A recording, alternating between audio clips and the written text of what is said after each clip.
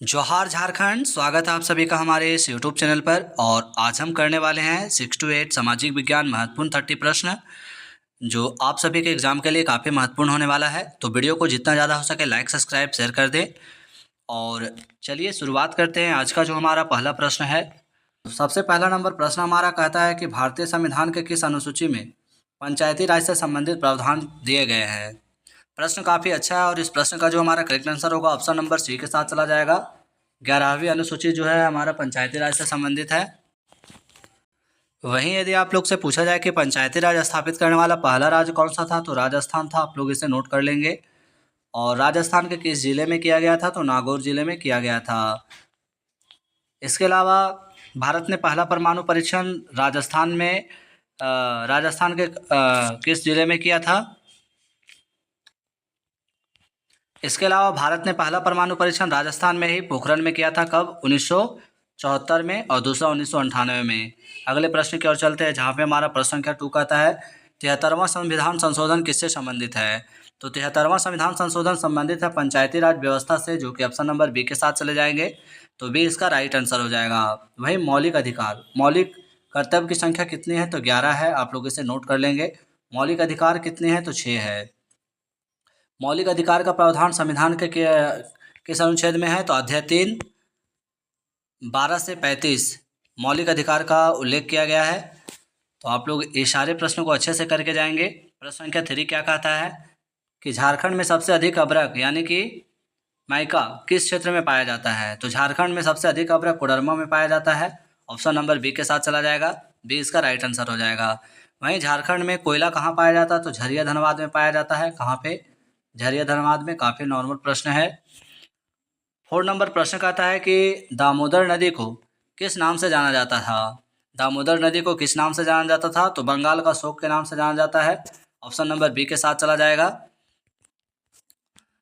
B इसका right answer हो जाएगा। 5 नंबर प्रश्न की ओर चलते हैं, जहाँ पे हमारा प्रश्न कहता है कि हड़प्पा सभ्यता का कौन सा स्थल गुजरात में स्थित है। तो हड़प्पा सभ्यता का लोथल जो है गुजरात में स्थित है। ऑप्शन नंबर बी के साथ चला जाएगा। लोथल एक महत्वपूर्ण बंदरगाह था। और कालीबंगा जिसका अर्थ होता है काले रंग की चूड़ियाँ, रोपड़, राखी गढ़ी, ये सभी हड़प्पा सभ्यता के प्रमुख केंद्र थे। 6 नंबर प्रश्न कहता है कि ऋग्वेद में सर्वाधिक किस नदी का उल्लेख मिलता है। तो ऋग्वेद में सबसे अधिक बार जो उल्लेख किया गया नदी का, उस नाम है सरस्वती नदी, जो कि ऑप्शन नंबर सी के साथ चला जाएगा। वेद कितने हैं, तो 4 है। ऋग्वेद में सूक्तों की संख्या कितनी है, तो 1028 है। आप लोग इसे नोट कर लेंगे। कितने मंडल है, तो 10 मंडल है। 7 नंबर प्रश्न कहता है कि भारतीय राष्ट्रीय कांग्रेस के प्रथम अध्यक्ष कौन थे। भारतीय राष्ट्रीय कांग्रेस के प्रथम अध्यक्ष कौन थे, तो डब्ल्यू.सी. बनर्जी थे, बेमोस चंद बनर्जी। ऑप्शन नंबर बी के साथ चले जाएंगे। वहीं राष्ट्रीय कांग्रेस की स्थापना कब की गई, तो 1885 में की गई थी। आप लोग इसे नोट कर लेंगे। किसके द्वारा की गई थी, तो ये हुम के द्वारा की गई थी। दादा भाई नौरोजी धन निकासी का सिद्धांत दिया था। धन निष्कासन का सिद्धांत दादा भाई नौरोजी के द्वारा दिया गया था। आप लोग इसे नोट कर लेंगे। और 8 नंबर प्रश्न की ओर पहुंच चुके हैं, जहाँ पे हमारा प्रश्न कहता है कि करो या मरो का नारा किस आंदोलन से जुड़ा है। तो करो या मरो का नारा दिया गया था भारत छोड़ो आंदोलन के दौरान दिया गया था। ये कब हुआ था, तो 1942 में हुआ था। इसके अलावा असहयोग आंदोलन कब हुआ, तो 1920 में शुरू हुआ था। और 1922 में चौरा चौरी नामक हत्याकांड के कारण वापस ले लिया गया। सविनय अवाग आंदोलन कब हुआ, तो 1930 में हुआ था, 12 मार्च 1930।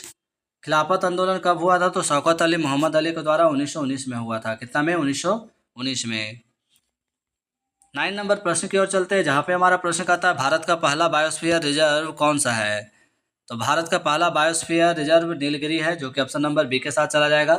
सुंदरवन में किस वृक्ष के लिए प्रधानता है, तो सुंदरी वन का। मानस बाग रिजर्व किस राज्य में है, आप लोग हमें कमेंट में जरूर करेंगे। 10 नंबर प्रश्न कहता है कि सूर्य से सबसे निकट ग्रह कौन सा है। तो सूर्य का सबसे निकट ग्रह बुध है। ऑप्शन नंबर बी के साथ चला जाएगा। लाल ग्रह किसे कहा जाता है, तो मंगल को कहा जाता है। पृथ्वी का एकमात्र उपग्रह क्या है, तो चंद्रमा है।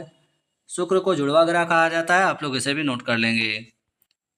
11 नंबर प्रश्न कहता है कि भारत में सर्वाधिक लौह अयस्क किस राज्य में पाया जाता है। तो भारत में सबसे अधिक लौह अयस्क पाया जाता है उड़ीसा में। ऑप्शन नंबर बी के साथ चला जाएगा। इसके अलावा यहाँ से एक और प्रश्न नोट कर लेना, चिल्का झील किस राज्य में है, तो उड़ीसा में है। भारत के किस राज्य से कर्क रेखा नहीं गुजरती है, तो उड़ीसा इसका राइट आंसर होगा। 12 नंबर प्रश्न कहता है कि उलगुलान आंदोलन का नेतृत्व किसने किया। उलगुलान आंदोलन का नेतृत्व बिरसा मुंडा के द्वारा किया गया था। बिरसा मुंडा के बारे में बात कर लेते हैं। इनका जन्म 1875 में हुआ था, मृत्यु 1900 ईस्वी में हुआ था। सिंधु कांधु संथाल विद्रोह के नेता थे। संथाल विद्रोह कब हुआ था? तो 1855-56 में हुआ था। अगले प्रश्न की ओर चलते हैं। 13 नंबर प्रश्न। 13 नंबर प्रश्न का था स्थायी बंदोबस्त किसने लागू किया था। तो स्थायी बंदोबस्त लॉर्ड कॉर्नवालिस के द्वारा लागू किया गया था। कब? 1793 में किया गया था। आप लोग इसे नोट कर लेंगे। लॉर्ड डलहौजी, जिनका शासनकाल 1848 से 1856 था। इसी के काल में 1853 में सबसे पहले भारत में रेलवे चलाई गई थी, बम्बई से थाने। लॉर्ड कर्जन, जिन्होंने बंगाल का विभाजन किया था, कब किया था? तो 1905 में किया था। आप लोग हमें कमेंट में लिखें कि लॉर्ड रिपन का एक अन्य कार्य क्या था। 14 नंबर प्रश्न कहता है कि भारतीय संविधान की प्रस्तावना में समाजवादी शब्द किस संशोधन द्वारा जोड़ा गया। तो भारतीय संविधान की प्रस्तावना में समाजवादी शब्द 42वां संशोधन के द्वारा जोड़ा गया, जो कि ऑप्शन नंबर बी के साथ चला जाएगा। तो बी इसका राइट आंसर हो जाएगा। 42वां संविधान को लघु संविधान कहा जाता है, आप लोग इसे भी नोट कर लेंगे। वहीं 15 नंबर प्रश्न कहता है कि विश्व का सबसे बड़ा डेल्टा कौन सा है। तो विश्व का सबसे बड़ा डेल्टा गंगा ब्रह्मपुत्र डेल्टा है, जो कि ऑप्शन नंबर बी के साथ चला जाएगा। वहीं 16 नंबर प्रश्न कहता है कि झारखंड का सबसे ऊंचा जलप्रपात कौन सा है। तो हुंडरू जलप्रपात झारखंड का सबसे ऊंचा जलप्रपात है, जो कि ऑप्शन नंबर बी के साथ चला जाएगा।